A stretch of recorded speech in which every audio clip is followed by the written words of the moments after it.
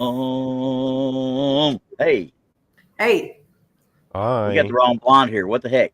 I know. I'm not Brandi. I have no idea where she is. I talked to her an hour ago. So Well, you'll just have to suffice as being our blonde for the night right now. I can do that. What's going on, guys? It's Not Wednesday, much. so happy Wednesday. Happy hump day, guys. That's it. Middle of the I week. don't want to talk to y'all. Ain't nothing happy about it at all. I have to drive 2 hours back and forth to work. I ain't doing it. I ain't being happy about it. I'm not being happy about nothing. I'm in grumpy mood now. Uh-oh. You're always grumpy, Randy. Well, that's not the point. It's even more today because I had to slide in here fast, type thing. Like I pulled a Brandi. It's like, okay, get up. Yeah. Well, you're better than Brandi because Brandi hasn't shown up yet. Yeah, that's true. Just so I'm faster than her. Maybe I'll text her. I'm going to shoot her a text. Brandy's on her way, guys. Don't worry. Oh no! I want to talk about it. I want to be mad about it. I want to hold it over her head, and I hope she hears all this. I'm going to text her right now. That's cool. Well, we'll go ahead and tell you what we'll do while we're kind of waiting. We'll go ahead and pay the bills type thing, and instead of having Brandi talk about it like we always do, it seems like I'll just go ahead and do this right.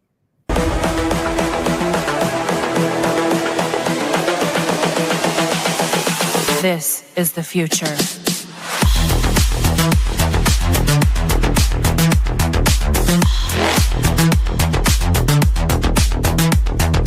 Evolution.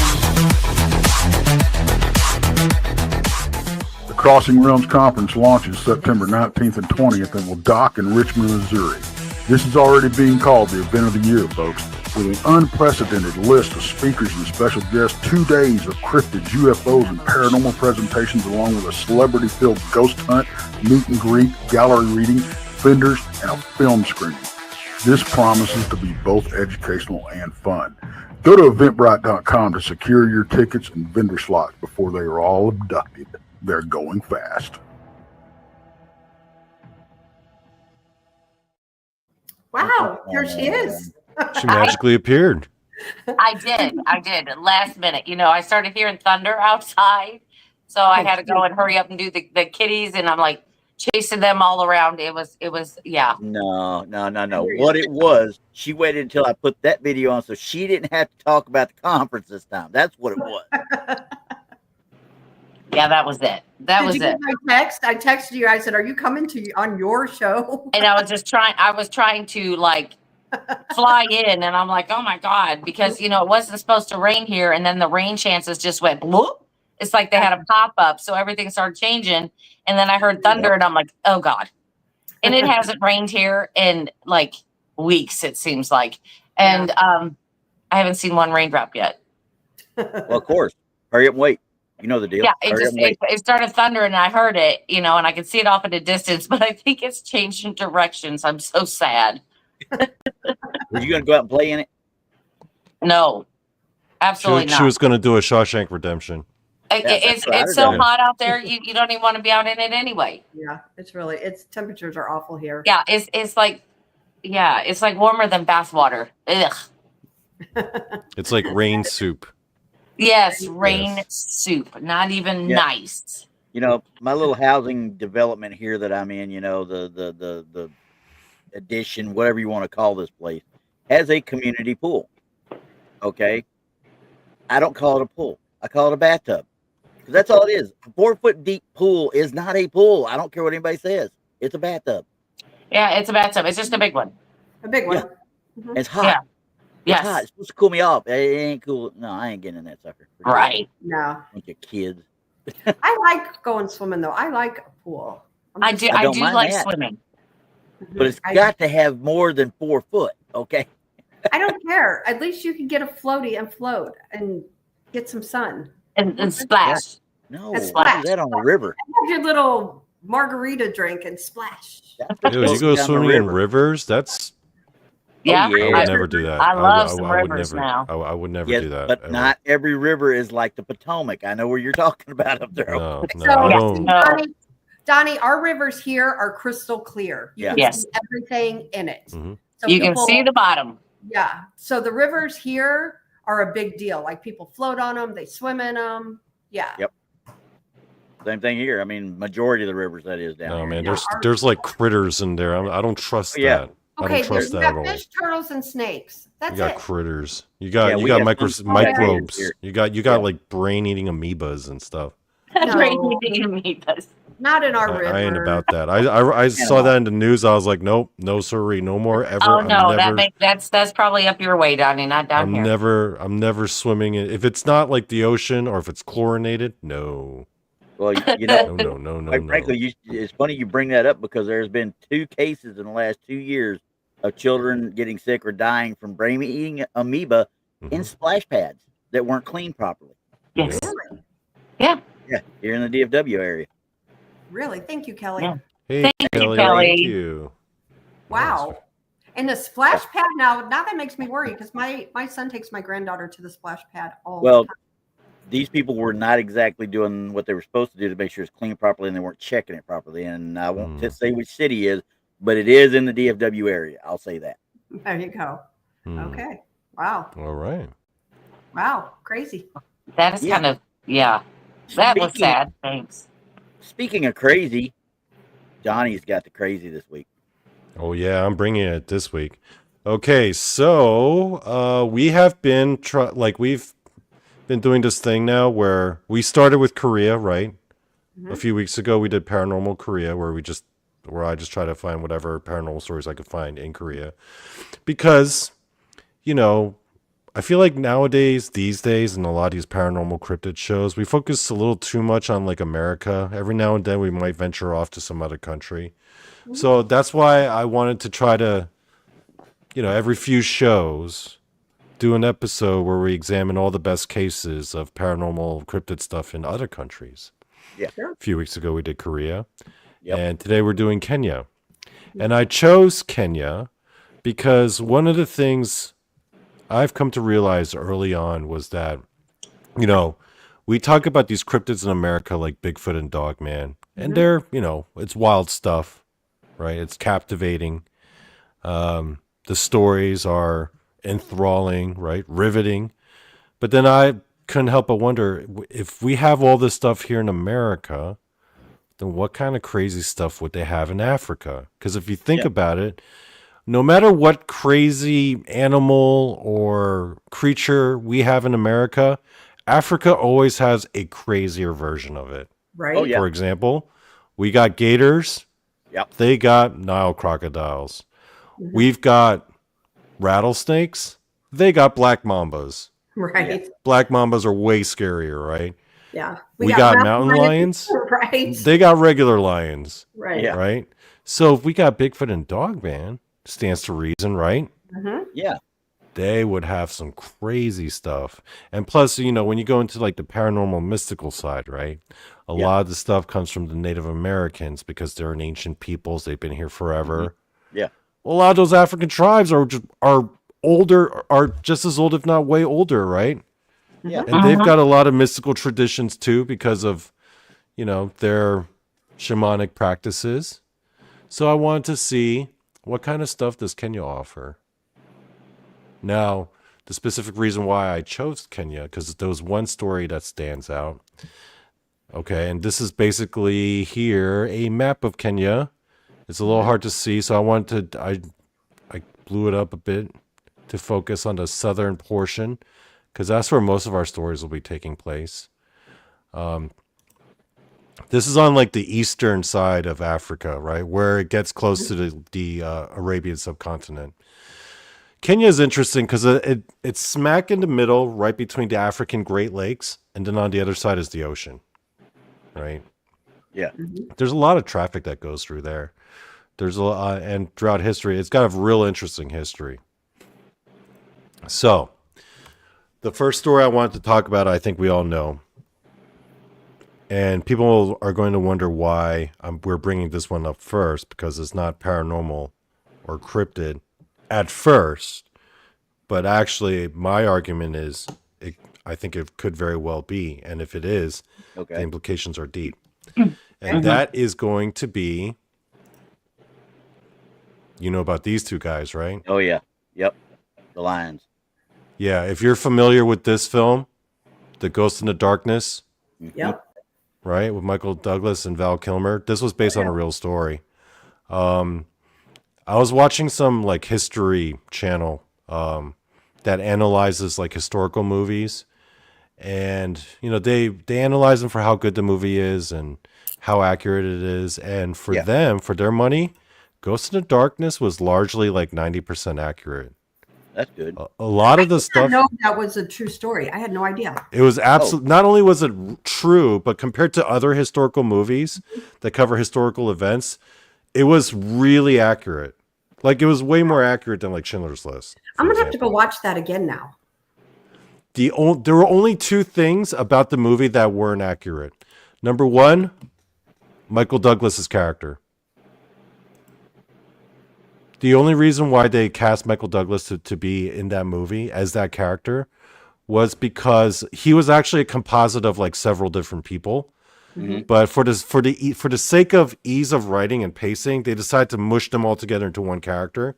So Michael Douglas plays like this renegade American guy who goes in there to help John Patterson, Val Kilmer's character, who was based on the real guy who was a British combat engineer who was placed in charge of the Uganda-Kenya railway construction project that was going on at the time. 1898, 1899. So what happened was Kenya at the time was under the control of the British Empire. Now, the British Empire, they wanted to build a railroad that went from, I believe it was Mombasa. That was like the main port city. Yep. And that would cut all the way up through to the African Great Lakes, right? Yeah. Mombasa is at the very bottom, like it's being blocked off by the ticker that's telling us to join us for the inaugural Crossing Realms conference. Are you sure about that? That stupid ticker's there it is, Mombasa, right? There you go. I see Mombasa. Yeah. You see Mombasa? All right. There it is. Look it up, Buttercup. There you go. So come to the conference, guys. September 19th, 20th, Richmond, Missouri. We already did that. Yeah. Okay. So the thing is, so the Brits, right? Their whole thing was they wanted to build this railroad that went from Mombasa because it was a major trade port to establish dominance in the region, and actually it was meant to stop the slave trade as well. Because here's the thing: a lot of people think the slave trade in Africa kind of ended with the Civil War. It was still going on after the Civil War. Yeah. Hey, do me a favor, bring that map back up again real quick. What's the color coding there? I see the lines for the boundaries and stuff like that. Mm-hmm. What's the color? Are they different states within? Yeah, they're like different states, different regions. Okay. That's what I wanted to make sure of, because I'm like looking at it, I was like, why is this in this way and this way? Okay, gotcha. So the Brits decided to make this. So one of the other reasons why they were building the railroad, not just for trade, but it was kind of to stop the Arab slave trade that was going on. Because what they were doing is, here's a map of the slave routes that were happening at that time, at the turn of the 20th century. Mm-hmm. If you see all the black lines, those are different slave routes where Arab slave traders would go in, snatch people up, and they would try to transport them back to the Middle Eastern subcontinent. And the red circle is where our stories are going to take place. That's largely like Kenya and that neighboring regions. So Somalia. Yeah. Going up to Somalia. Zanzibar was another major port. Mm-hmm. And that railroad was meant to be able to quickly transport troops to police the area, to stop the slave trade. And in terms of stopping the slave trade, I guess the British Empire was largely successful. They stopped most of it at that time. And that was part of the reason. The other reason why they built it, here's a picture of what it looks like now, was because they were competing with like the Germans and the French for control of the African continent. Mm-hmm. So this project was meant to kind of establish their dominance, over their competition. Mm-hmm. Now, with the Lions of Tsavo story, what happened was there's this major river there. If you look towards the south, right, that kind of runs east and west, the Tsavo River. This is what it looks like.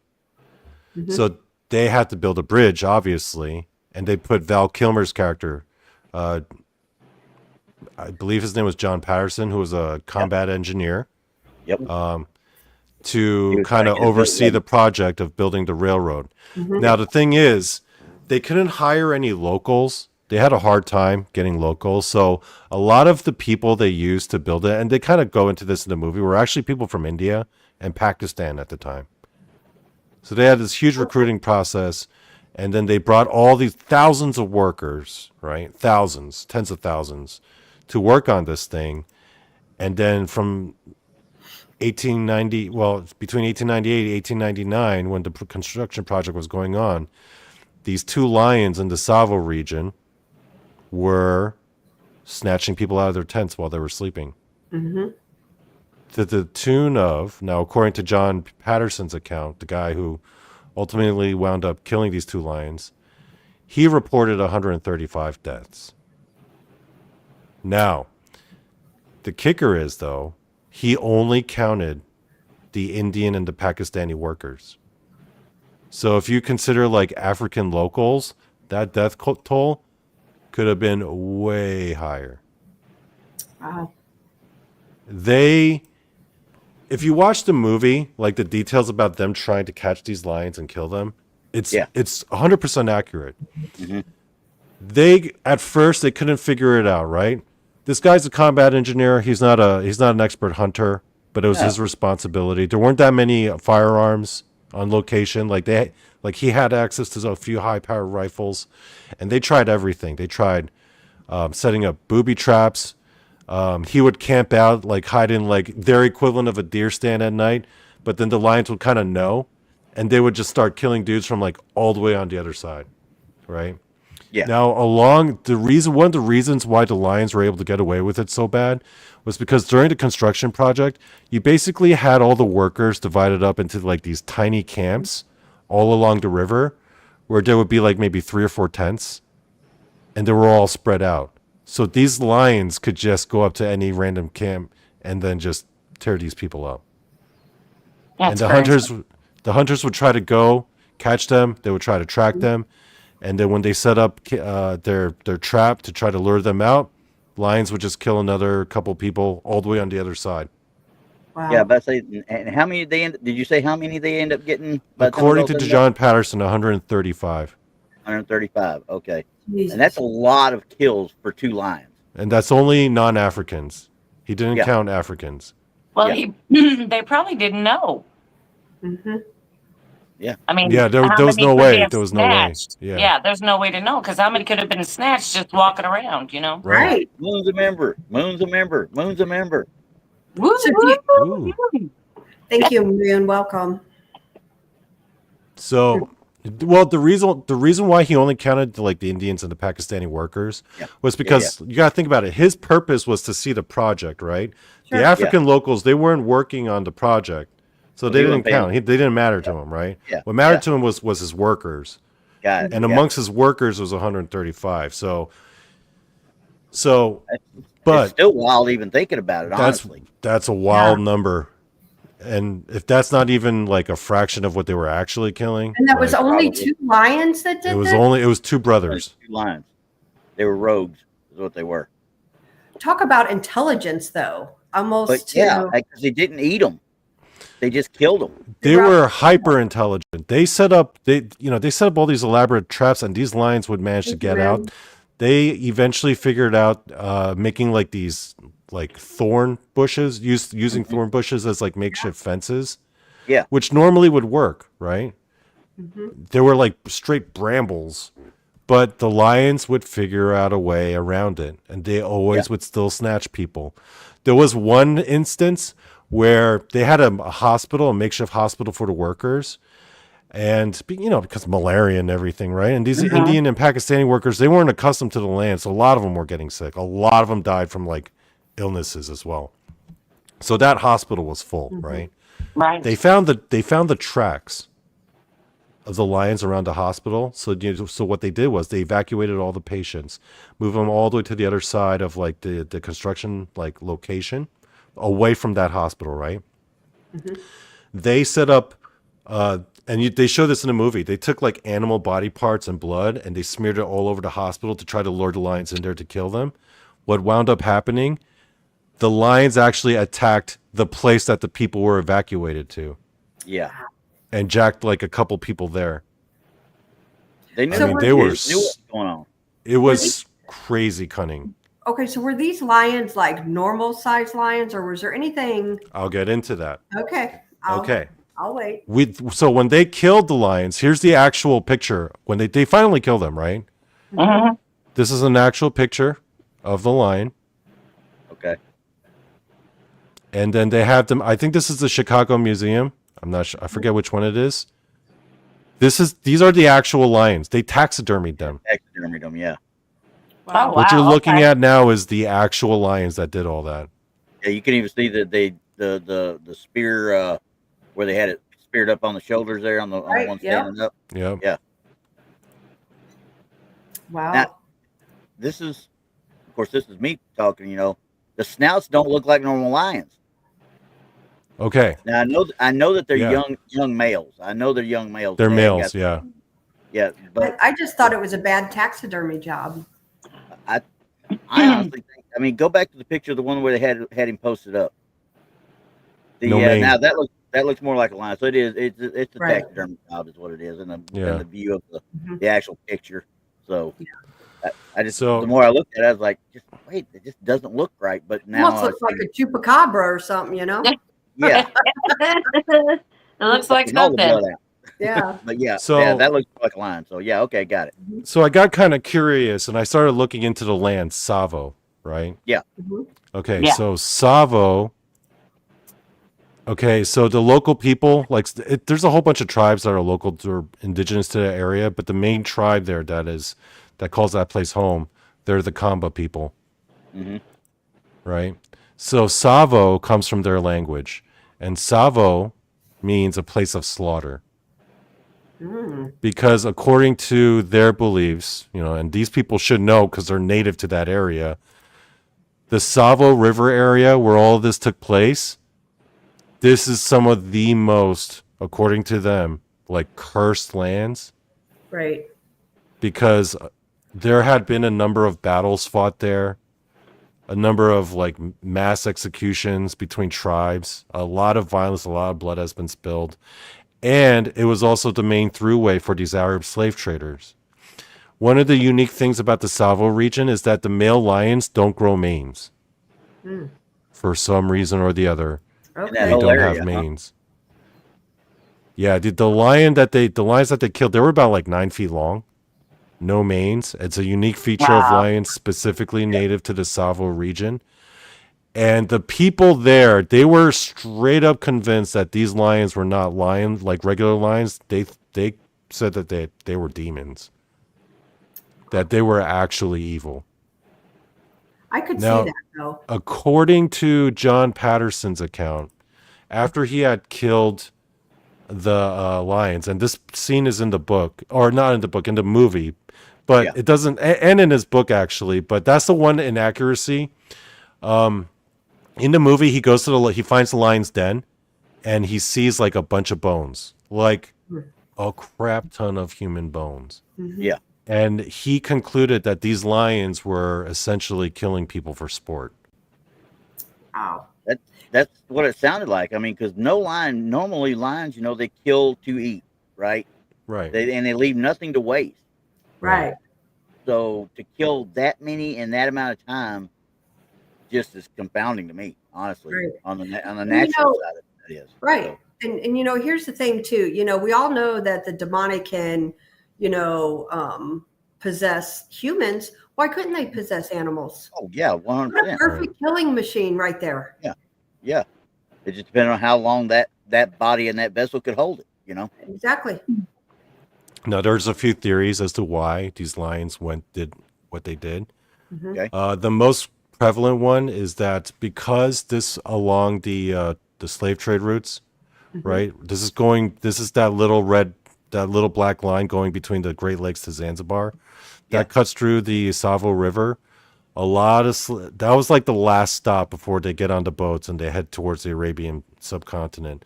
A Yeah. lot of slaves wouldn't make that trip. So these Arab slave traders, they would dump the bodies just on the road, specifically around the Savo region, so that these lions figured out, hey, this is an easy meal for us. Right. Yeah, but And they developed a taste they for got a human taste flesh. for it. Yeah. Yeah. Wow. Wow. One Yeah, of the that's later crazy. examinations that they found, because they had the skulls, they had the body, right? They kept it, and they studied it. And one of the things that they found was that they, one of them had like a badly infected tooth, like there was like teeth problems. So Yeah, that was another the problem theory is right that there. because of the tooth infection, they weren't able to hunt their usual prey because they rely so heavily on their teeth, and it's so Yeah. stressful on them. But killing something as soft and squishy like a human that's sleeping in his tent was Yeah. a lot less strain for a lion with an infected tooth. Makes sense. I understand that too. Yeah. Yeah. But I Wow. think because this is a paranormal show, and a lot of the mainstream thinkers and scientists and experts, they don't consider the paranormal side of things. According to these people who are saying that this is seriously the most cursed land, right? Like Yeah. whenever you hear Native American, like you hear about Native American burial grounds or battle sites, and then when the Native Americans say, "Yo, that's a bad place, Yeah. don't go there," and people just ignore them, and all this paranormal stuff starts happening. Right. I mean, all of this went down in the Savo area. Wow. And to the locals, they were like, no, these were demons in lion form. Well, yeah, they Yeah. picked it. Of course they know their land too, and they know their folklore. So Yeah. if it was something Well- that they perceived that way, yeah, go ahead. Right. So how long, maybe I missed it, maybe you said it, maybe I missed it, but how long did you say their reign of terror lasted? I want to say, hold on, I'm gonna find out. Because for that amount of people, it had to have lasted for a while. Quite a while. Right. Yeah, you would think so. So they've been able to outrun and outhide and just basically sneak around without being seen for a long period of time. Yeah. That's a sign of intelligence. No, you know what?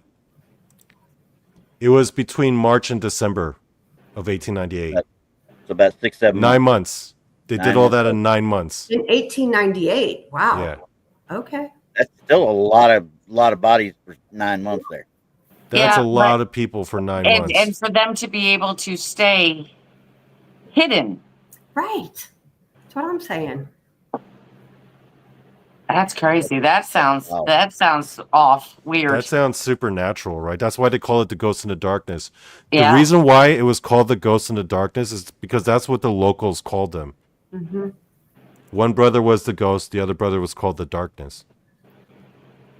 Well, all I know is I want to watch this movie again. It's been years since It's Yeah. a good movie. It is. holds up. It's actually underrated. Yeah. And it's one that grabs you when you start watching it. It doesn't let up. Yeah. You're sucked in, and you watch it all the way through. Yeah. It's a Some parts legitimately good I movie. go type like that, but Mm-hmm. yeah. So Yeah. Pretty cool. anywho, All I right. don't. So, what you don't want to watch it? You scared of it or something? It's okay. You can be scared. It's all right. one of the things I was curious about, I wanted to see if there was any kind of voodoo connection because this got me thinking about the Beast of Jevodun. Mhm. Yes. Okay. Because I was on Jessica Jones' show talking about the Beast of Jevodun. She did a remote view, and she thinks that thing was something from Africa. So Okay. so the other story that was similar to that got me thinking about it was this story. So I wanted to see if there was any kind of voodoo connection. Unfortunately, for the sake of the story, no. Voodoo Yeah. comes out of Central and West Africa as a religion, right? The one that went over to like Haiti, made its way to the U.S. as hoodoo. That's largely from like Central and Western Africa. Kenya is Eastern Africa.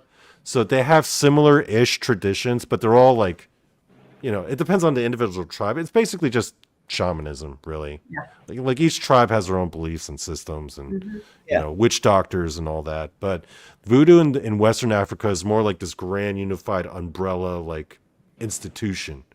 Whereas Yeah. everything in Eastern Africa is all disparate. Right.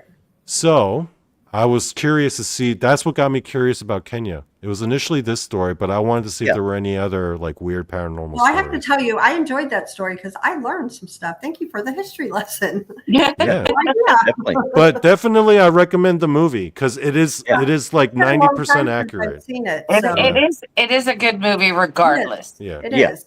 Yeah. of, Well, I mean, of the look who's in it. accuracy. It is a good movie. Yeah. I'm guessing that took you down a rabbit hole, didn't it? Plus, we just lost Val Kilmer, so. I know, sad. Yeah, And Michael and this Douglas is probably not far And this behind was this was peak Val Kilmer. Yeah. Yeah. Oh, yeah. Yeah.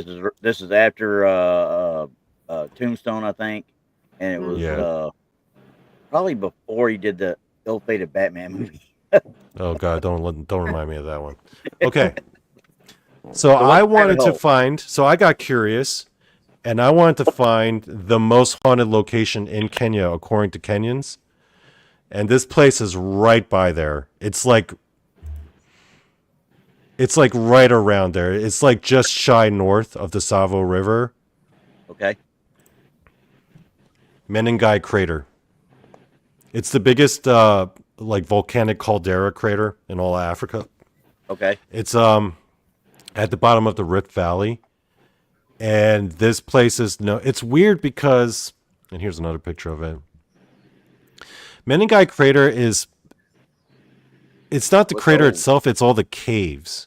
Now the caves are weird because like the Bell Witch Cave, how it's like famously haunted. This thing is like Bell Witch Cave on steroids, basically, because it's a whole cave system. But then the thing is, like, it's regarded as a holy place. So you have all these local churches and all these different religious groups that go there for pilgrimage, and they worship there and they pray there.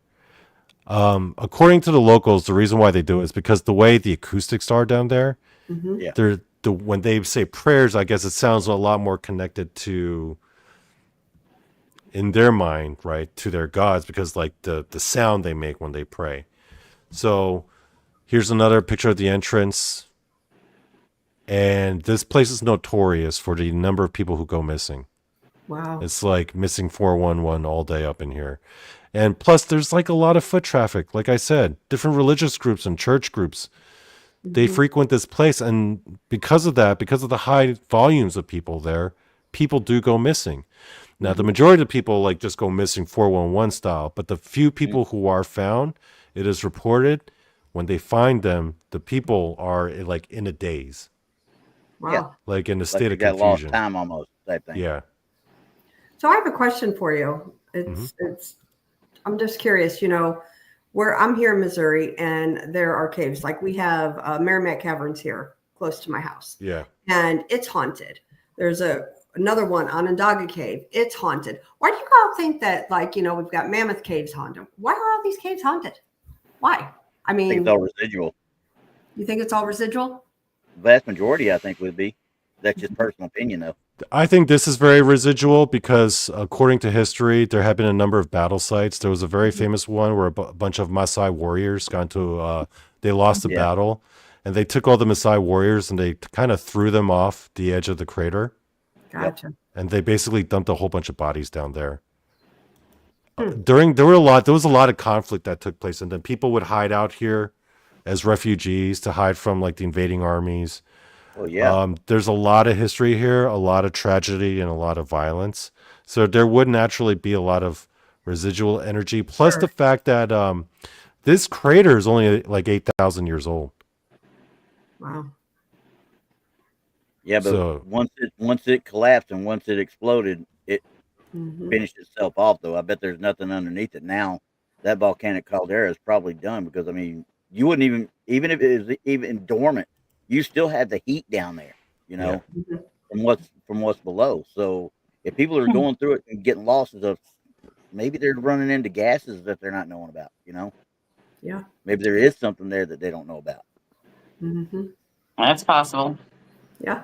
Now, the weirdest thing I heard reported about the Menanguai Crater is that multiple accounts have reported that whenever it rains there, people have claimed that they witnessed a single floating umbrella. Single umbrella. An umbrella just floating by itself in the air. Like a rain umbrella? Yeah. Whenever it rains there, people who are in that area at the time will say they've spotted a single floating umbrella. Interesting. Whatever they want to count. It's weird. I know. Yeah, it's different. Yeah. It's kind of cool, Because I'm though. thinking that sounds like Stephen King's book, It. It. Yeah. The umbrella. Yeah. Yeah. Red balloon. Oh. No, it's an umbrella that floats around on the drainage water as it's going into the drain. You see, Right. There's a part where there is an umbrella just going down there. Yeah. Maybe that's No. where he got the idea from. Maybe. Now- I don't know. Mm-hmm. Now, the one haunted location I looked up in Kenya was the one place where like everyone knows about and like everyone's afraid of. And it's so random because it's not even like a major historical site. It's literally a random house in a suburb outside of Kenya's capital, Nairobi. Mm-hmm. Yeah. Which is like in the dead middle of the country. Yeah. This house. Huh. The area is known as Ruiru. Like I said, suburb of Nairobi. Mm-hmm. This is in a pretty populated area. There's buildings all around it. And this house is kind of on the outskirts. It's a bigger house. It was originally owned by like a fairly wealthy businessman. It's abandoned now. Here's another picture of it. Everyone in Nairobi and Ruiru, they know about this house. People give this place a very wide berth. There's apparently like a bus station, or a bus stop near there. Yeah. So many locals will refuse to walk home from that bus stop. There are accounts that a lot of people would actually call their family member or to get someone to pick them up because people are so afraid of this house. They don't even want to walk past it. And it's a modern house. The house has been sitting empty for 30 years. And according to the locals, nobody wants to mess with this house because it is filled to the brim with what they call majini. Or genie for short. Thanks, But man. we here in the Thank you, West, man. we know them as jinn. Ah. Gotcha. Because Gotcha. remember, they're right by the Arab subcontinent, right? Exactly. A lot of Arab influence. So the Mhm. stories of the jinn is not just in the Middle East; it's also in Eastern Africa. Oh, yeah. And everyone knows that this house is filled with jinn. Everyone's afraid of this place. It The few does people have- who have ventured to go in here, they say that as soon as you open the cupboards, things start flying. Well, it does have a creepy vibe to it. I mean, if does. you get a close up on the windows and stuff, I mean, something's wrong there. I would still go in it, though. I Oh, would yeah. too, but something's I'll wrong. go check it out. Yeah. Yep. There's Then something again, we about it. ain't exactly the brightest people in the West either. Oh, no, we're not. No. But you have to consider that this area, like for a place outside like Nairobi, Kenya, Right. this Ruiru town, it's pretty amazing that it stayed abandoned. You got to imagine that people would eventually try to move in there Mhm. or do whatever. No, people Is don't it mess with because this of the place. haunting that people don't Because move in? everyone's so terrified of the jinn there. Wow.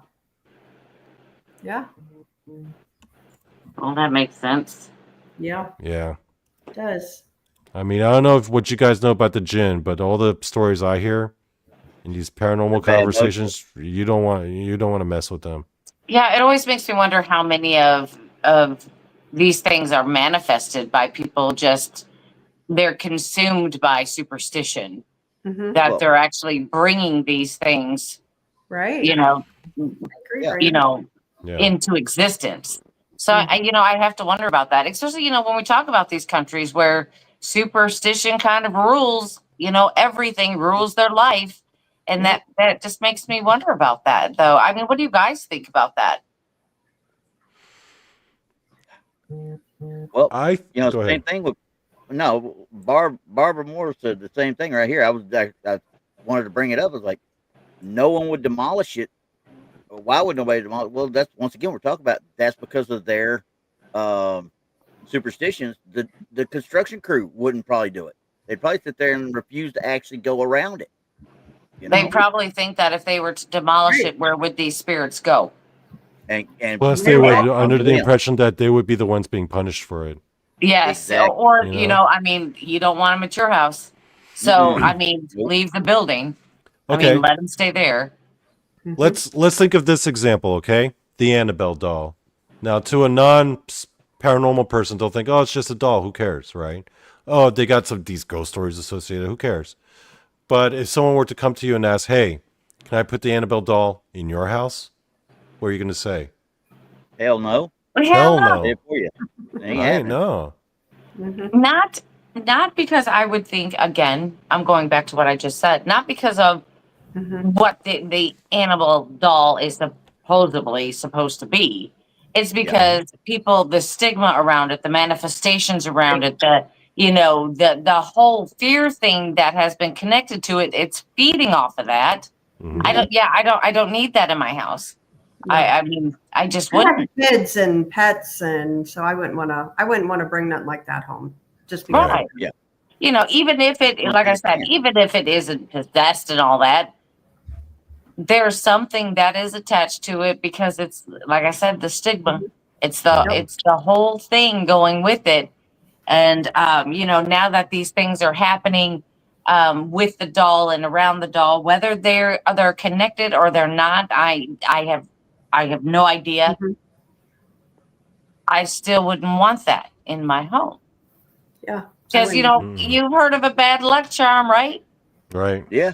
That's probably a big one. Yeah. Not gonna take that chance.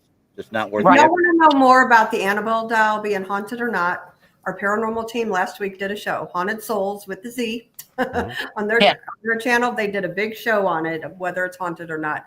So watch it. Yeah, to me, like I said, regardless, is bad luck. Yeah. But I mean, going back to where people in superstitions again, like the old saying, a black cat crossing your path.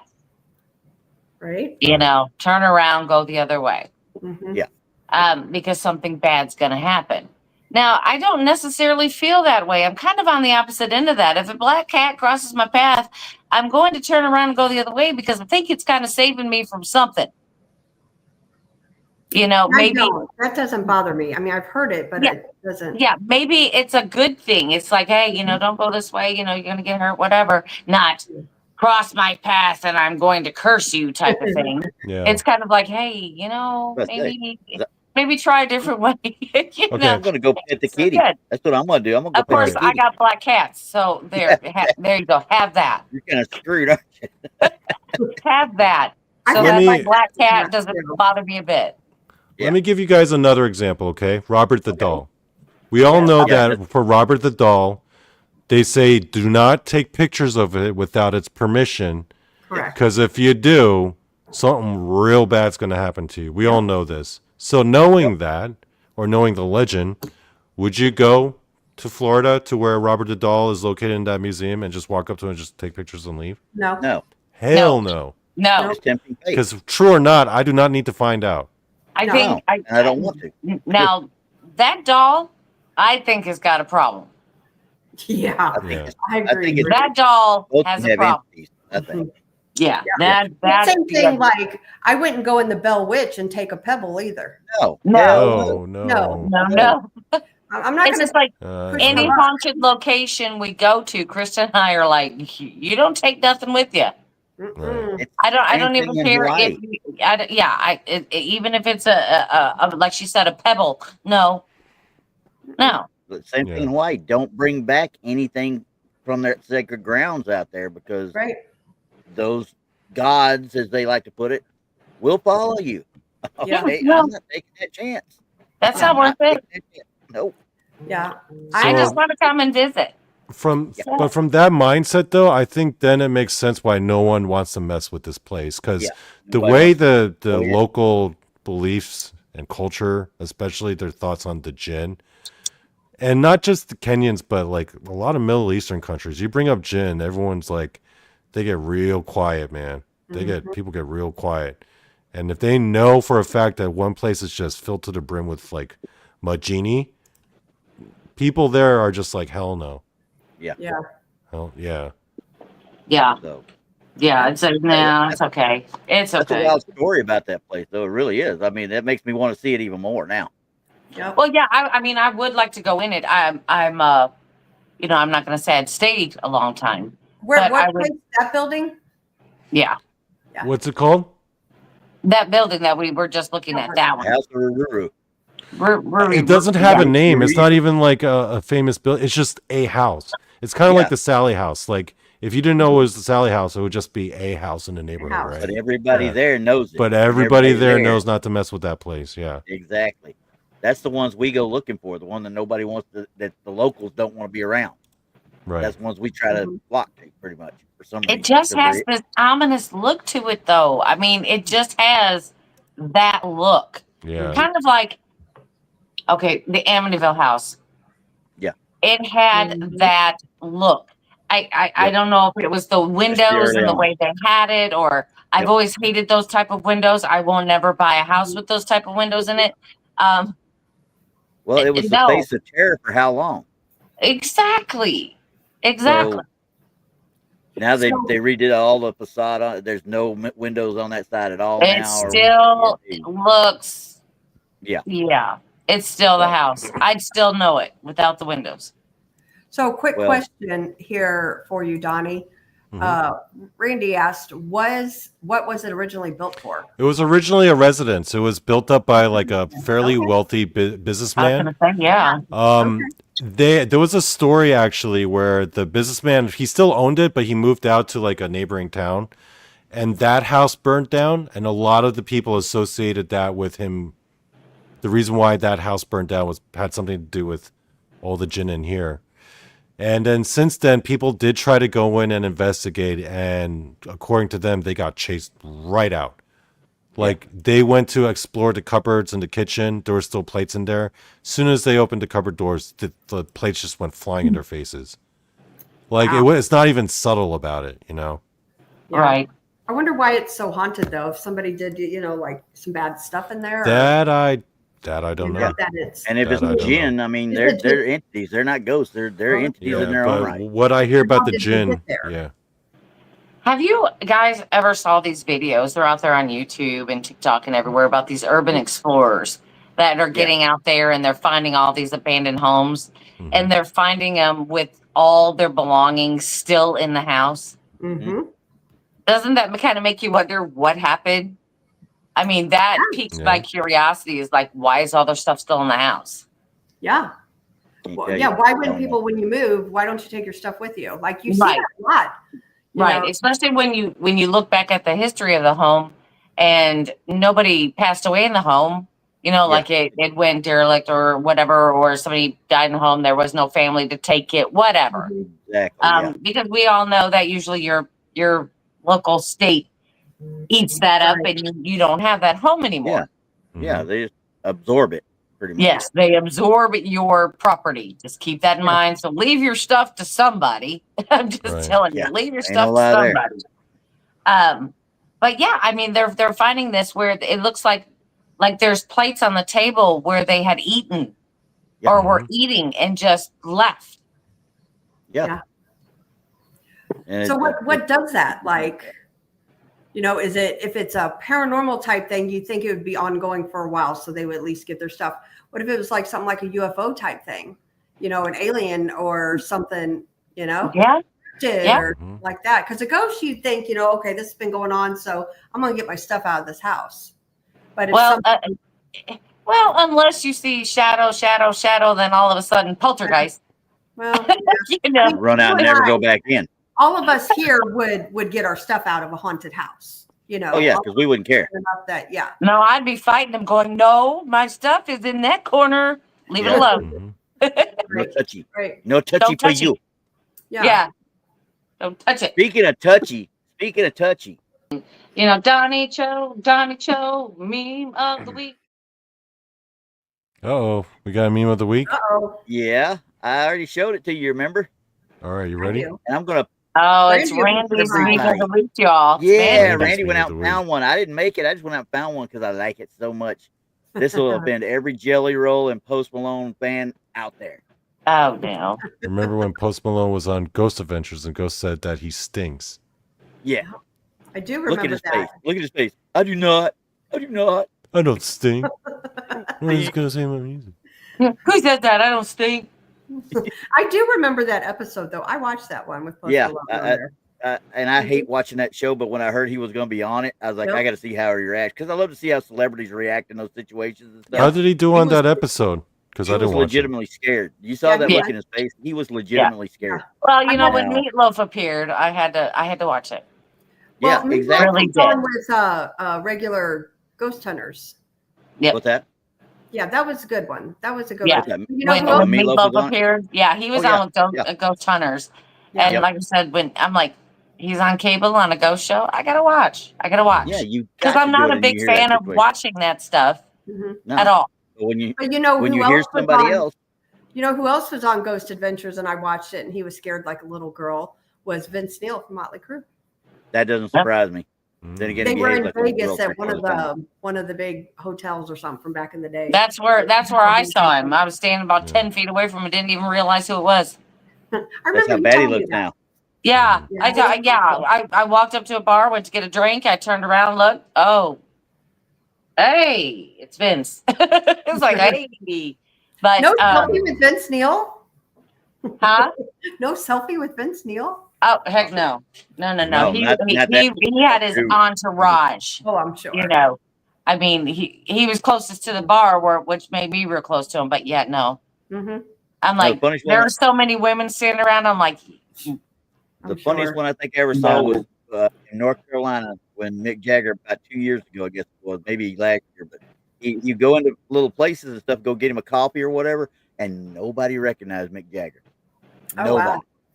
And I'm like, dude, don't go in the place that I'm at because I will call your butt out in a heartbeat because it's either you or Keith Richards, one of the two, because y'all look almost the same now. well, it's not that. I recognize singers sometimes by their mouth. Mm-hmm. Okay, so like, of course, what is his name? Steven Tyler. Yep. I Big would old mouth. recognize. Yeah, I would know his mouth anywhere. Mick Jagger is another one that I would know. Yeah. You know, you can put on sunglasses all you want, Yeah. Right. but you open And he that didn't mouth and I'll know. But he didn't even have that on. I mean, it was freaking hilarious that all these people in this coffee shop are going right around him like he was just How could another you not bum off the recognize Mick Jagger?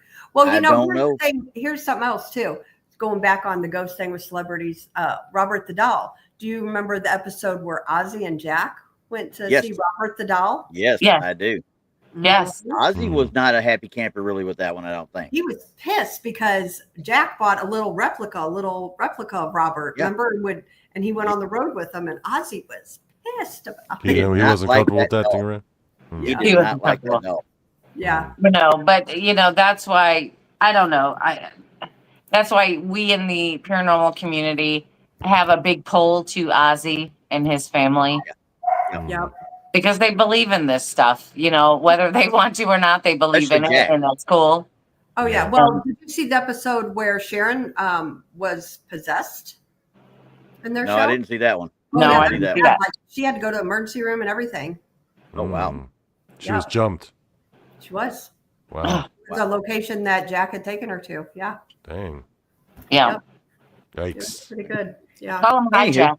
Yeah. Anyhow, Anyway, I'm sorry. let's talk Doc, go about ahead. some cryptids now. I'm ready. Oh yeah, Okay. go ahead. So I got real curious, and I wanted to know what was the big baddie cryptid in that area, because the only cryptid that people have heard about from Africa is Mokili Membi, which Yeah. isn't even in that area because Mokili Membi is in the Congo, which is more central Africa. So I wanted to know about Eastern Africa. Now this cryptid, a lot of people, not just in Kenya, but Uganda, which is their next door neighbor, they all know about this. And I looked this one, and boy, did I find a doozy of a cryptid. Hey, Donny, guys. before you get going here, you Yeah. have a question really quick. Donny, do you have an email address for Keith? Can you say that real quick? Do I have an email address? Yeah, I never look at it. I never use it though. like my because I get so much spam. But hold on, let me You can type send it up to in the Truth chat Info real and I can quick. forward it to you. So. I'll type it Send up in it the to one chat. of us, Keith. We'll see. We'll get it to Donnie. Yeah, we'll make sure you get it. Yeah, Actually, just- no, I'll type it out in the chat in case anyone wants to email me. Show Donnie some love and send him an email. Y'all know And Donnie, that Donnie, means- comes. That Okay, actually there it means you're is. going to have to get an email that you specifically use for YouTube. Yes. Oh no, I'm giving out my personal email just in case there are any single hot ladies in the chat. Ladies, you dear know where to Lord. find me. You know, Amy says, Keith from 1675. Yes, Donnie will sell you all his Bigfoot erotica books at a discount. Yeah, Well, that I'm ain't no still lie. writing my Bigfoot erotica book, guys. You know, Let I me was finish talking writing. about that Too. show that we did with you today. Yeah. Literally, I was talking about that Bigfoot show. Oh I'm my actually gosh, thinking about doing a was part 2 to absolutely that. hilarious. You Let's probably do it. need to because that was a. I That laughed. was funny. I Yeah, laughed till I couldn't see straight. So that was a good show. That was funny. Okay, so I found a Alright. doozy of a cryptid. This Okay. bad What we boy is called the Nandi Bear. oh, I've heard of this one. First things first, pretty interesting that it's a bear because it Africa, doesn't look like one. ironically, is the only place that don't got bears. Really? But think about it. Do you know of any African bears? Nope. There aren't any. Nope. Koala Every other bear? continent's got bears And- except and- Africa. Yeah, and it's very surprising it doesn't look like a bear. Wow. That- Well, that drawing the face might have, but as far as What the if that tail and comes stuff, in- yeah, not one bit. It looks I like have a few other. bear. I have a few other illustrations based off of Maybe a hyena more is what it looks descriptions. Now, this has been well documented. There's been a lot of sightings. The locals, they're all like, it's like Native Americans and Bigfoot, right? It's not a Yeah. matter of if it's real. They're like, oh, they know it's real, right? Right. This is another illustration. These are just stuff I found all over the internet. Well, that one looks more like a bear, but that Right. other one, like. Yeah, uh, that one on the right's the tribal artwork on that one. Yeah. Tell that. That one, yeah, that one right there looks more like a bear than the first one did. I thought like she was saying, I think maybe the first one looked more like a crazy hyena for the most part. And well, here's it another. still looks like it could be a mix of something. Yeah, There's different theories. Here's another, like, some people think it's actually a giant baboon. Wow.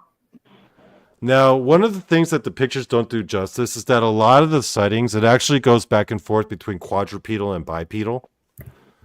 The common thing that it is said to have is like reddish brownish hair.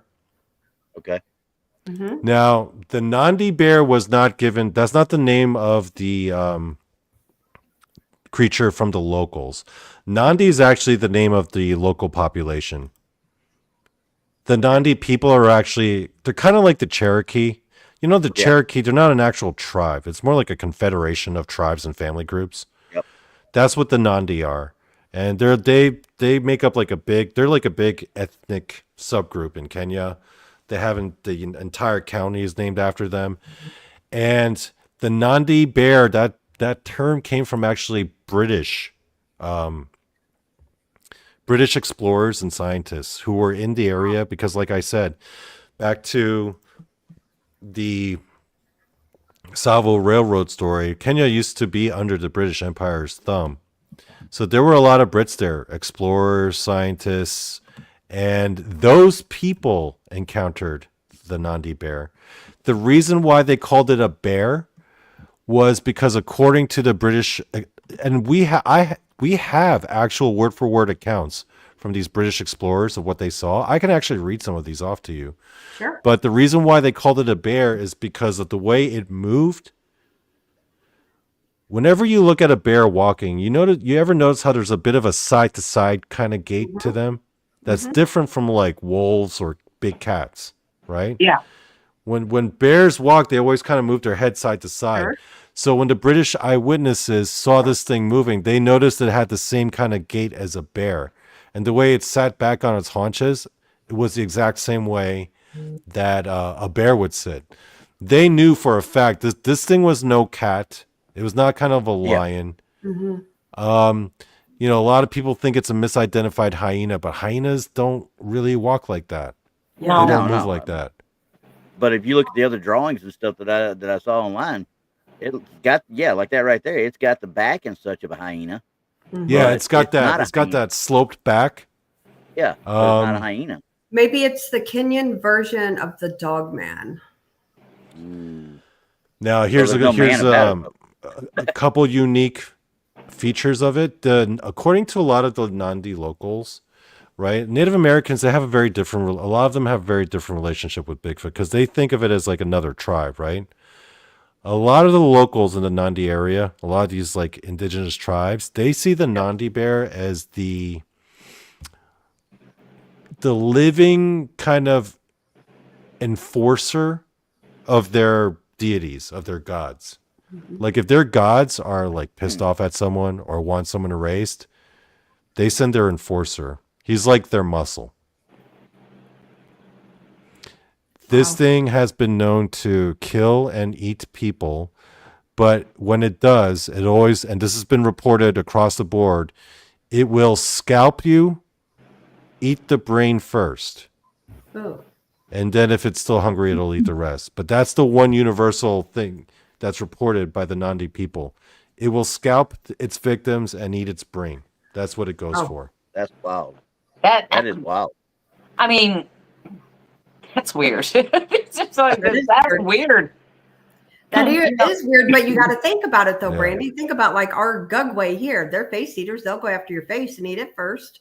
You know, Well, so I could see where something could just, want the brain. Maybe it's Well, I mean, that's very particular. Now, I've heard stories about certain cryptids wanting particular right. organs from humans, you know. Yep. But the brain was never the delicacy. Yeah. I like this That's comment. the only way I can put it. Delicacy. Zombies. So an African hellhound with a sweet bread obsession. Oh, well, yeah, that's the way of putting it for sure. That's a good way. Good way of putting that for sure. Now, what this thing reminds me of, honestly, when I was reading its description, was something that I feel like was kind of close, and that might match it. The Beast of Jevodun. Remember, we talked about this a while back. Yeah. It's roughly the same size. They say this thing is if it's on fours, it's about 4 to 5 feet high at the shoulders. Kind of like the Beast of Jevodun. Right. Big, yeah. Similar coloration, reddish brownish, with like, in both cases, they've been reported with like a black stripe down its back. The one difference is that the Nandi Bear, it would often be reported having a like no tail at all or a very short tail. Beast of Jevodun was reported as having like a longer tail. But like the Nandi Bear, the Beast of Jevodun was also reported as a headhunter. Yeah. It would only rip off heads and it would leave. Yeah. I'm wondering if the Nandi Bear is actually the Beast of Jevodun in its natural habitat. Could be. It's a thought, yeah. Yeah, that's definitely possible. I don't know what you guys think. Absolutely. I mean, I mean, one could be a subspecies from the other, of course, too. Right. Yeah, could be. Yeah. That sounds like its closest relative to me. Yeah, because when we were talking about the Beast of Jevodun, we were trying to figure out the Royals had big cats and game like that for their little traveling circuses and stuff that they had at the time, and we thought maybe something got loose at that point. But yeah, I mean that means they would have had to have one of these things that we have no actual record in history about. Wow. Pretty crazy. I don't know. To me, it just sounds. I mean, the descriptions are very, very close. Just with minor, minor differences. But their hunting points are like still the same. I mean, they're still going after the head of their prey, and that's pretty much all they have. Right. And the people in Africa are seeing it as the brain itself, and the people Jevodun were seeing head. Right. So right. they're just looking at it two different ways, maybe. Right. So Tell me, when does it say, like, when does it date back, like the first sighting of this bear? Well, the sightings were reported all the way up to.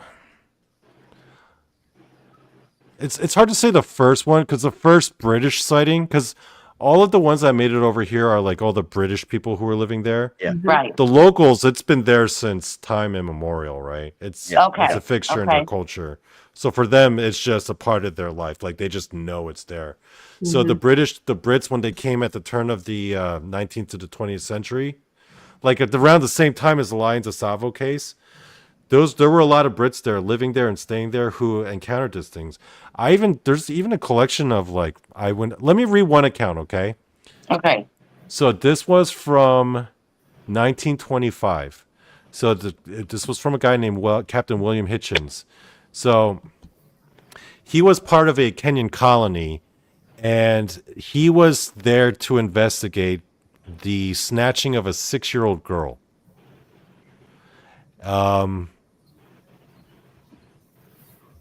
And it apparently was witnessed like killing like zebras, carried away. It got into his tent, carried away his pet dog, and this is his actual quote. All right, ready? So when he encountered this thing, he said, "The whole tent rocked. The pole to which the Wambi, that's the name of his dog, was tied, flew out and let down the ridge pole, enveloping me into flapping canvas. At the same moment, the most awful howl I have ever heard split the night. The sheer demonic horror of it froze me still. I heard my pie dog yelp just once.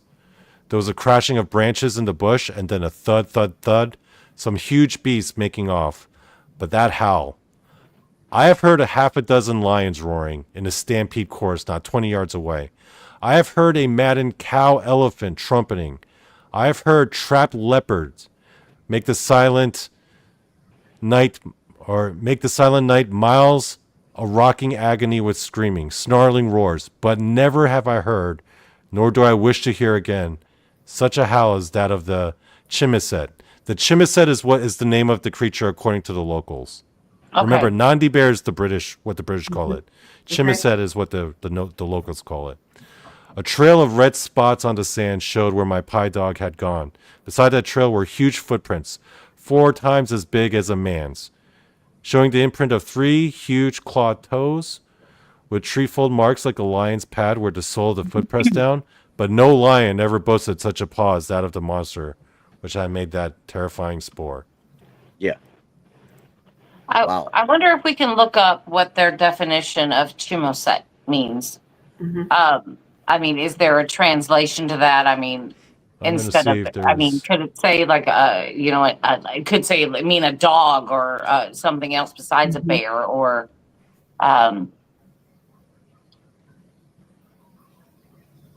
he's looking that up for us. I mean, you never know what their translation could mean. Right. Or it could be just a word they made. I don't know. Donny's like, well, I don't know. We're going to find out if I can. Google Translate. Google Translate. Hurry up. Let's go. Google Translate. Who knows? I don't know. But I mean, that is definitely an interesting animal. I mean, because it does have. Oh, yeah. Big time. Right. But we've also heard accounts of dogmen having a hyena type appearance. And, the depiction of this, the bear thing kind of has that appearance with the shorter rear end, the longer front end, and with kind of like the hump back to it. Yeah, there have been expedition teams sent out by the British to find this thing. I mean, this thing was not just some random, like this was taken seriously by the British. Yeah, because they had people that had seen it and were worried they about had it. People actively hunting for this thing. Yeah. Chemosit. I'm trying to find it. I can't. It's not showing up anywhere. Let's see if I can find it here. I mean, because that would be very interesting. Agreed. There are a few other names. The Shivu Vere, the Mubendi Beast, the Nyangao, which means in Swahili means the bloody beast. Some names translate to the giant hyena because hyenas don't usually get that big. No. Not like even compared to close. timber wolves, they're not as big. Right. Wow. But yeah, this thing Dang, that's just monstrous for a hyena. I mean, honestly, if you want to get right down to it. yeah. Mm-hmm. I mean, I'm wondering though if it's got anything to do with the Beast of Jevodon. Now, Sounds some like it might. people think. Now, some people theorize that it might be a surviving member of these guys, Dinopithecus, which was about the same area, Pliocene, Pleistocene era, which is just around the time when, like, you know, it's the last like era of prehistory before humans came along, the Pliocene and the Pleistocene. Now, you heard of Gigantopithecus, right? Mm-hmm. Gigantopithecus means giant ape. Yeah. Dinopithecus means terrible ape. Yeah. And it was basically a man-sized baboon. Yeah. Screw that crap. Well, that makes sense. And that this is crap. what they think it Baboons looked. are awful, awful, awful. Yep, they are. They're mean. Yeah. Quick too. Some people have theorized because they don't quite know the coloration because, you know, it's believed to have gone extinct before mainstream science came along. Gotcha. But some people, because the Dinopithecus was native to that area, so they think that the Nandi Bear might have actually been, because again, they say that it was often seen going bipedal, like it would switch back and forth, pretty much like a baboon would. Wow. Yeah. Yeah. Interesting. Now they don't walk, you know, fluidly, obviously on two legs, but yeah, but Right. still they can go two legs pretty quick, honestly. Right. Man. Yeah, everyone I don't always even wanna talks think- about I don't even wanna think about a Gigantopithecus. man-sized- Yeah, I don't even think about a man-sized freaking daggum baboon. Baboon, Can yeah, you imagine that- if that was what was out in the woods instead of Gigantopithecus? I'd rather have Gigantopithecus all dang day long. Okay. Right. I don't know. I don't think I'd like either. I honestly, I'm just like, yeah. Brandy's I'll sitting pass. thinking, thought about it. Yeah. Yeah, I don't want that sucker anywhere around me. Really don't. Right. Well, when you think back and you know think about the baboons in South Africa, Yeah. you know how many children had they killed? How many kids have they gone in and taken out of huts and villagers in South Africa? I mean, screw them little bastards. Excuse my language. I agree. Ah, Yeah. So yeah, that's a Dinopithecus next to an illustration of what they think the Nandi Bear looked like. And they're still, to this day, they're still wondering about it. But yeah, the locals, to them, this thing is real as, you know, real and everyday to them Well, as yeah. anything else. thanks, Amy. Thank you, Thank Amy. you, Amy. It is Yeah, I- definitely a creepy creature. That I can Yeah. say. Yeah, America's not the only place with cryptids, guys. You know? But you know, you got to think about that. You know, like we have our native animals here, you know, and then so does other parts of the world have their native animals. So why couldn't that, you know, be the same as in the cryptids? Why not? Yeah. Mhm. You know, I was thinking about Yetis today Mhm. because out of Russia, that Love Pass, you know, all that good stuff, they had that 8.8 magnitude earthquake Right. today. Yeah, I saw that. And they also said that it also made a volcano erupt shortly Yeah. thereafter. Big one, from what I Did we understand. just have a tsunami or something too? Yep, Yep. and the Tsunami tsunami, warnings, you know, yeah. and the Yeah. tsunami associated with that. I was thinking, oh my goodness, what kind of creatures are coming up out of there? You know, because you know they're moving, everything's moving. But we talk about the creatures being able to feel physically something happening before it happens. Yeah. So it just makes me wonder if all of those animals were moving or what they were doing. I don't know. I wonder if we're going to see or hear of an uptick in cryptid sightings in Russia. In Russia now, yeah. Yeah. Yeah. Okay. It's a good point. Even though you're not getting anything out of that area where the eruption happened or where the earthquake happened, you're not getting anything out of there really. There's no news of anything coming out that I know of. There's not many people living in that part. No. At least. It's such a remote area. So that's what I mean. That's what makes it so special, Donnie, is because there's not a lot of people living over there. Right. It's all the unknown living over there. Mhm. So it's gonna make it. It's gonna be interesting over the next couple months to find out if we start hearing of any more activities going on over there. Because I mean, of course, we know that there's things over there. Interesting. That is interesting. Yeah. You know, because I always think that about America and what we've been going through with our weather and how it's been changing and how all of these floods and all of these things are affecting everything. I mean, we've had them from the Appalachian Mountains, you know, all the way down to southern Texas now.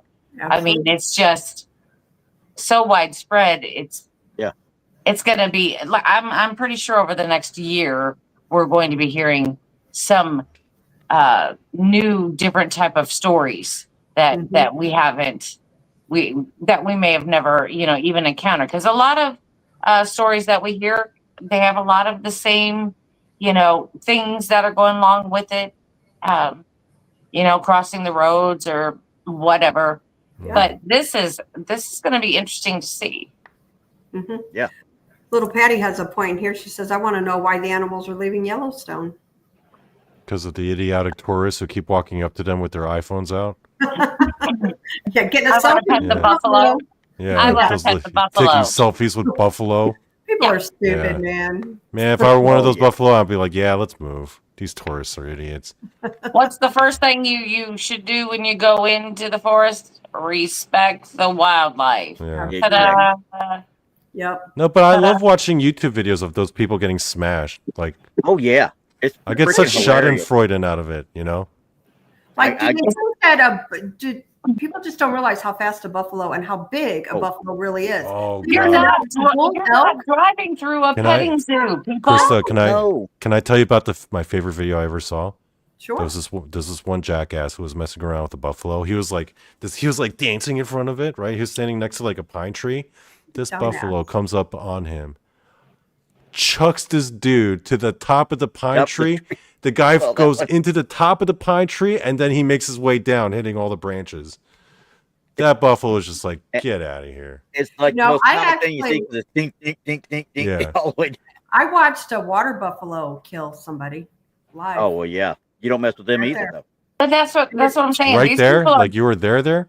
I was, so I worked at a place where we did exotic animal sales, and a guy had raised this water buffalo, and it had a baby with it on its side, and it was friendly. The guy raised it; it was very friendly. But his problem was he got between mama and baby, and and mama was in a different surrounding. She was in a freaking auction ring, and that water buffalo maimed him. It killed him.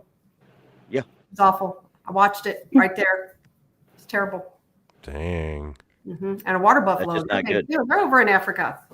And that's something that he couldn't foresee. I mean, because if you're raising this thing since it was very small, and you had no problems with it, even on your ranch. Yeah. But he didn't take in consideration being in crazy surroundings and the different noises, the different scenery. Right. He didn't take that into account. He couldn't foresee that she would. Yeah. Not recognize him. Right. Yeah. Because we're so trusting sometimes. But they're still wild animals. Yep. Yeah. That baby is still mama's baby, and he's between them. People buy all these exotic animals and they think they can tame them. They're still wild, guys. Yeah. It's like there's a dude down in Florida had a reticulated python, which everybody down in Florida seems to have one of them or a boa of some sort, right? And he's sitting there holding it, things draped around him. It's feeding time. He's showing his buddy how he feeds the snake, right? Which is no big deal. Usually you just throw it out and let the snake go get this case, it was one of the dead rabbits because it was a big snake. So he used the rabbit. But this idiot has the snake here. It's draped around his shoulder. He has the snake here. The head's right up here. He lifts up the rabbit right here. Now, where do you think that snake's going to hit? Yeah, exactly. Right on his head. It opened up, went across his head. The only thing you could see was his eye. One eye was sticking out, and it almost engulfed his entire head. He had, and if you don't think python have teeth, they do. Oh, they do. He had to get them pulled out of his skull after they got the thing off of him. They were going to kill the snake. He's like, no, it cost too much. He thumped it on the nose a few times and it let go. And then, but it just closes. You know how a shark attacks? It rolls the eyes up and it hits. That's exactly what they'll do. He knows that's what he's striking. That's what he's doing. And you're in the way. That's your fault, not his. Absolutely. Yeah, so, Yep. you know, like I said, you've got to respect these animals. I mean, They're wild. They're still wild. that's So right. Like it's a Darwin Award winner right there. There you go. Absolutely. So anyway, sorry, I digress. Hold on. We got sidetracked. Where's Toby? Toby, come on, Toby. Get up there. Toby! I'm going to show you the wildest beast of them all. Get up there and show your butt. I know. He always shows his butt. See, this is part of our show, Krista, is Toby. He comes up and he does stuff, and, you know. He's the one. This guy's a loose cannon over here. Like, if we talk about animals that might just flip out on you, I mean. That's him. That's him. He's looking at you like, he will hump your leg in your sleep. So what kind of dog is he? He is a Maltese mini pincher mix. He's cute. Very cute. Yeah. Oh, he is like the star of the show. It's like we'll be backstage, and Donny says, "Hold on, I'll be right back." And then Toby jumps up in the chair. He starts talking to us. Go. Or he's in the back running across the couch, or I've seen him before. Sticking his butt up in the air. Yeah. Yeah. Mm-hmm. But he's got nothing but bad intentions, folks. Hey, it could be worse. It could be a basset hound. Oh. Well, that's okay. Just throw your dog. It's all right. Yeah. No, I chuck him around and wherever. Hey, so how come you said you didn't want to talk about Makele and Bebe then? Is that what it was? Well, because that's not Kenya. That's the Congo. No, it's across there. But I figured it was because it's the See, Loch Ness. Contrary to popular belief, Africa is not a country; it's a continent made up of multiple countries. But I figured you also didn't want to deal with it because it's the Loch Ness of Africa. No, you know what it is. I'm saving that one for when Jason comes on, because you know how he likes the cryptid dinosaur stuff. You're right. Yeah, yes, right. I don't even think Loch Ness is a cryptid dinosaur personally, at all. You don't think so? No, I don't think so. Hell no. I want to believe. I'll say that, and I love Adrian Shine, so that's the reason I believe. So I want to believe. I think if the Loch Ness is anything, it's a mammal. I mean, there was a video that actually posted a few days ago, maybe, and I think it's one that's made it around, but it showed this creature going across, and it's quite obviously a seal head. Okay, going across, but the way they videoed, and then well, first of all, I bet money that it's not even Loch Ness that they're taking it at. You know, what are you people doing? Yeah, right. That's the show. That's another show for another time. But yeah, I've got thoughts about Loch Ness Monster, but that's another show for another time. Okay, wait. Now this one is one that Gary Spice will relate to, Ellerson, because I gave your dog the Pringles with the green mohawk. I gave the dog with the green mohawk got Pringles. Well, Scout, when we went up to Brown Springs, the tip of TV dog, he got Cheetos. I feed dogs when I go out. If you're gonna bring a dog around me, I'm gonna feed them. You're gonna feed it Cheetos? At least make sure it's not spicy. At least Cheetos. I fed him Pringles. I fed him Pringles, and I fed a English bulldog in a dugout of a softball game. I fed her Funyuns, and her owner was kind of pissed at me because she farted all the way home. But it is what it is. That's just like grandkids. Shake them up, give them back. Right. Yep. That's funny. This has been a good learning lesson, Donnie. I enjoyed this. Thank you. Yeah. You did a great job. This one was fun, guys. It was. Yeah. We always tune in for Donnie. He always comes up with the weird stuff from way out there. Well, I was thinking, you told me Paranormal Kenya. I'm like, well, I don't freaking know anything about Paranormal Kenya, but let's do it. So I learned. Now you know. Now do your best G.I. Joe. Right. Right. Knowing is half. All right, Krista, what do we got going on tomorrow night on Blondes and Boos? Well, we are going down a rabbit hole that we've never went down before, and we are going to talk about autism and telepathy. about the link between them with Jay from our team. So yeah, it should be interesting. It's something that we've never really talked about. So Right. Exactly. our friend Jay, he works at a place with adults that are autistic. A lot of them are nonverbal autistic. So, he knows a lot of that stuff. He knows what he's talking about. He's going to come on and we're going to chit chat about it. So it's going to be interesting. Right. And Friday night's always our toss up night. You never know what's going to happen. Anybody have a topic? Let us know. We'll talk about it. Right. Well, I got a few topics, but y'all don't want to talk about them. Probably not. Yeah, probably Randy's topics are usually off limits. Oh, it is not. I'm a nice person. Everybody Uh-huh. loves me. I'm a ray of sunshine, damn it. Sure. All right, Yeah, Donny, what are you doing on Saturday night? This Saturday, Jason's going to come on, and he and I are going to have a debate. Jason's a big Christian, and he's a believer that, calling out to your Lord and Savior, Jesus Christ, is the way to protect yourself against demonic attack and oppression and against negative entities and spirits.